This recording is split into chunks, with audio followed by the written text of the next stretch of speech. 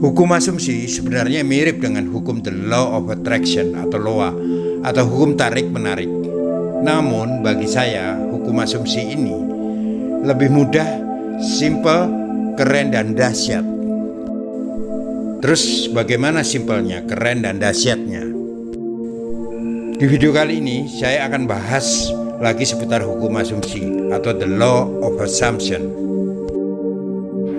Halo semuanya, namaku Robi Sutrisna. Selamat datang lagi di Yes Bisa.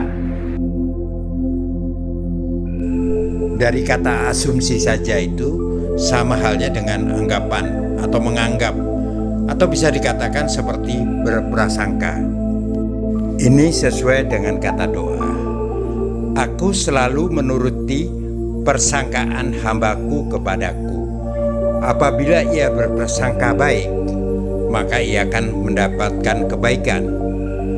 Adapun apabila ia berprasangka buruk kepadaku, maka ia akan mendapatkan keburukan. Saat kita memberikan sebuah asumsi kepada apapun, meskipun ini belum terjadi, asumsi kita ini bisa akan menjadi kenyataan atau menjadi realita di kehidupan. Ada suatu cerita pasangan muda yang sudah menikah. Ada suatu kejadian. Sang istri pasangan muda itu, suaminya sering pulang larut malam atau pulang sering telat. Awalnya si istri tidak punya anggapan apa-apa atau asumsi apa-apa atau prasangka apa-apa terhadap suaminya. Suatu saat, gara-gara mengobrol di WA dengan seorang temannya itu tanya, "Suamimu kemana?" Dia, si istri pasangan muda itu bilang, "Oh, suamiku belum datang."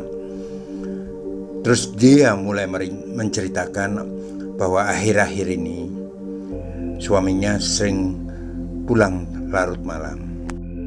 Setelah pembicaraan di WA dengan temannya itu selesai, mulailah pikirannya ngebayang-bayang dan berprasangka yang tidak-tidak terhadap suaminya atau berasumsi negatif terhadap suaminya. Walaupun kenyataan sebenarnya suaminya itu benar-benar pulang malam karena adanya lembur pekerjaan dari pimpinannya. Namun gara-gara asumsi negatif dan prasangka negatif dari hari ke hari terhadap suaminya semakin kuat, ditambah atensi perhatiannya terus-menerus ke persoalan itu semakin hari semakin meningkat, sehingga pikiran-pikiran tersebut masuk di pikiran bawah sadarnya. Juga setiap harinya dibarengi dengan pertengkaran-pertengkaran kecil hingga pertengkaran hebat secara terus-menerus. Mulailah istri pasangan muda itu sering melamun. Secara tanpa sengaja, pikirannya bervisualisasi. Sekaligus dia merasakan sakit, marah, benci, dan kecewa. Berimajinasi seolah-olah suaminya sudah melakukan selingkuh, main serong dengan perempuan lain, dan pikirannya mengatakan ini sudah terjadi dan terjadi, sudah terpenuhi. Lantas apa yang terjadi faktanya, guys? Bisa ditebak. Dan hasilnya memang benar-benar termanifestasi, terwujud, tercipta, yaitu suaminya yang sebelumnya tidak selingkuh atau serong, akhirnya suaminya benar-benar selingkuh.